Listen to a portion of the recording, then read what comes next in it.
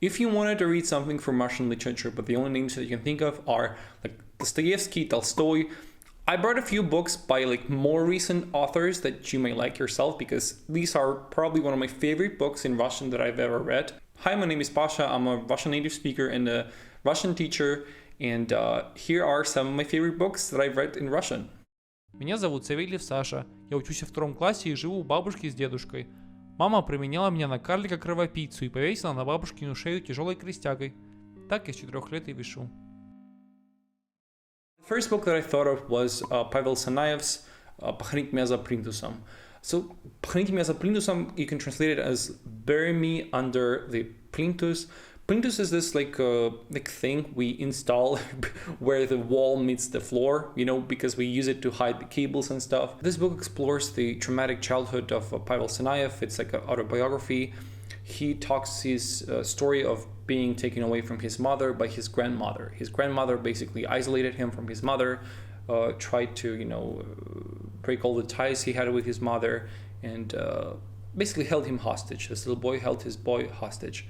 And yeah, obviously she was an insane person in horrible mental state, and he describes in great detail all the abuse, all the trauma he has experienced, and all the kind of beliefs that he tried to believe in as a child, because all the things that he tried to believe in, all the things he tried to make sense of as a child, all the things that, you know, how he tried to explain to himself why this happens, why this should happen. Like, this is like, it's so crazy how you just look at how a child kind of, you know, like a sponge, like absorbs all this just dark beliefs, all these destructive beliefs of this insane person. And it's such a wonderful raw, it's emotional, it's honest, and sometimes there's really, really dark humor. You know, the way he tries to cope with this, and it's such an amazing experience. It was such an amazing experience. It's like reliving your own childhood, but through the eyes of this boy. It's wonderful. I really recommend reading it, because it really gives you a really good understanding of everyone's psychology, not just children's psychology, but we all have been children. So, you know, it gives an insight into everyone's psychology, and it's a wonderful book. It's about how this boy still holds on to this image of his mother, of his loving mother, how despite all the horrible things happening to him, all the abuse he's going through, he still keeps this image of his mother in his heart. And it's amazing. It's really wonderful read. I really recommend it. It's a wonderful story. It's a wonderful story. I mean, it's not an easy read. It's not like a, you know, Sunday afternoon read, like while drinking something, coffee, and just, you know, eating a croissant. It's not the story like that. It's really deep. It's really emotional. It has it has a really great deal of depth, emotional depth. I think it's a really important book. There was a movie made based on this book. The movie is also brilliant, absolutely brilliant. I watched it. I think, yeah, a lot of my friends also watched it. I love this movie a lot. The actress who played the grandmother, she did an amazing job, just amazing job. Both the actor who played the boy and the grandmother, they were just, it's such an unbelievable level of, you know, realness, of, you know, this raw emotional, this edge. They're brilliant. Again, I really recommend reading and watching the movie. They're beautiful. Вощи в сомнении открыл глаза на свет наступившего дня. Вчерашние спящие живыми стояли над ним и наблюдали его немощное положение. «Ты зачем здесь ходишь и существуешь?» – спросил один, у которого от измождения слабо росла борода. «Я здесь существую», – произнес Вощев, стыдясь, что много людей чувствуют сейчас его одного. «Я только думаю здесь». «А ради чего же ты думаешь, себя мучаешь? У меня без истины тело слабнет. Я трудом кормиться не могу. Я задумывался на производстве, меня сократили». The other book that I thought of was Котлован by Андрей Платонов. Котлован is like the foundation pit. It's like the pit you need to dig in order to, you know, build a house on top of that pit. Though I read this book not as, like, you know, criticism of Stalin. I don't read this book as in this way. I read it as this emotional journey, as this self-discovery journey. And this journey may not even, you know, end really well. You know, this journey may not necessarily, have a really, simple answer and straightforward answer. What I really love about this book is that the main character of this book is probably not even the Voshchev. There's a Voshchev, if I'm correct. Voshchev, he's like the main character, supposedly the main character, but I think that the main character of this book is consciousness. Again, I don't want to get all new agey and stuff, but I think that the reason why I like this book is because there is this really thick layer of consciousness, this level of observer, this level of observer. I think this is the main character of the book. Not any of the characters who going through their tragedies, going through their struggles, going through their, this losses they've been through, all these small, happy moments. The main character is this level of consciousness, the way you see through every emotion, the way you can, like this deep penetrative look at every emotion, at every little movement of someone's soul. I think this is the main character of the book. That's why I like it so much. I don't think it's a journalist work. I think it's a work of a poet. I think I see it as a work of a poet. And in this way, I can compare it to Hermann Hesse. I can really feel the similarities in their work. It's also full of allegories, full of metaphors, almost like every piece of a landscape, every little detail, in the outside world is kind of the continuation of this emotional life of characters. It's written beautifully. It just has such richness, such beauty of the language. Of course, I recommend reading it in Russian because I cannot imagine it being translated into any other language. Cannot imagine it, that any person could.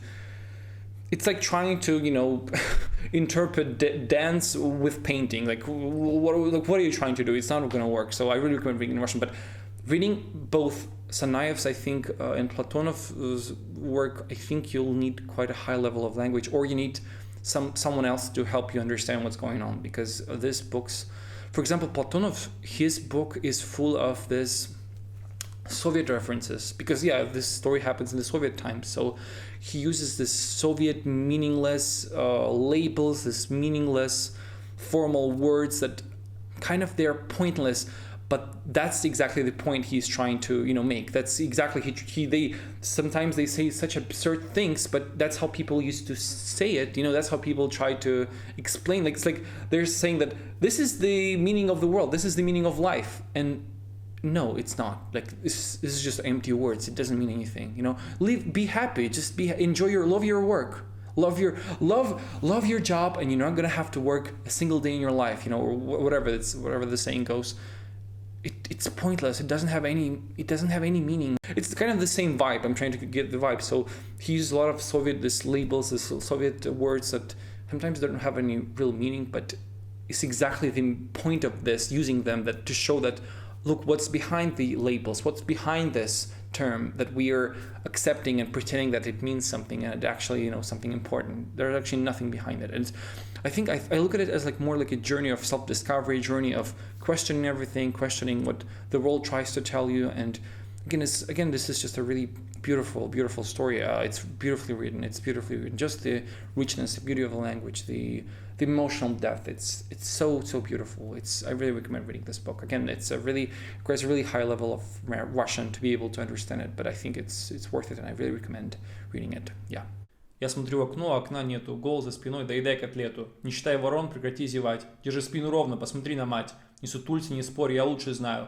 Поживи с моё, не ложись с краю. Мой тарелку, убирай кровать. И учись потихоньку умирать. Убивай мечты, прячь подальше мысли. Ниже, тише, как все, чтоб чего не вышло. Лег закат на крыше кроваво-рыжий. Если буду взрослый, никого не обижу. The next piece I thought of was Alexei Oleynikov's Хлебзавод. Хлебзавод is it's a play written in poetry. And I discovered this play, because I had this small collaboration with this independent theater in Izhevsk. They're called Les Partisans, and I really recommend checking them out. If you ever want to go to Russia, if you ever want to visit Udmurtia, it's not that far from Kazan, from Moscow. If you want to ever go visit Udmurtia, Izhevsk, it's the capital of Udmurtia. I really recommend going and checking them out. They're absolutely brilliant. They're one of my favorite theaters in Russia. They're doing such an amazing job. They have such a high level of professionalism. They show such great actors' work, such a deep emotional depth. The actors are such powerful souls, and they're brilliant. They're rock brilliant. They talk about things that matter, things of today, and I really recommend checking them out. And so yeah, we had a small collaboration. I brought the small play, and they used this play for their own show. And I came to see this show that they made. And I also really wanted to see this Hlebzavod show that they made based on Alexei Oleynikov play. And I really asked them, can it possibly make it so that I have the show that has my play in it and the show with Hlebzavod in the same weekend, because I would only could go to just for 2 days, and I think 4 days, but basically for a weekend. And it was possible. I went to see this show with my play in, and then I saw Hlebzavod the next day, and it was mind-blowing. The play kind of explores the feelings of a child trapped in the system of education.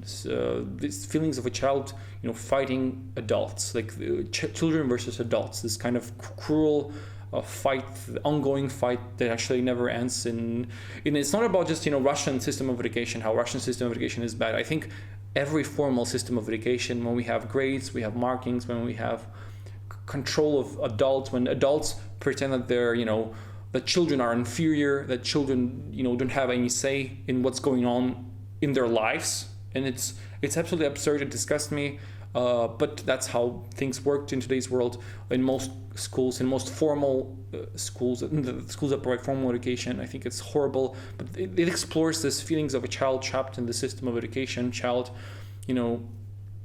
isolated, alone, like single. Nobody cares about your feelings. Nobody cares about what you want, and it's a wonderful play. It's a wonderful play. Again, it's full of because it's poetry. It's full of metaphors, and I think it's not going to be easy to read it if you're like a beginner, total beginner. But I think with enough dedication, with enough intent, with enough kind of will, you'll be able to read it. And maybe again with some help, I think it will be easier to read it if you have if you ask like your Russian friend or me to help you read it. We can read it together. I would love to.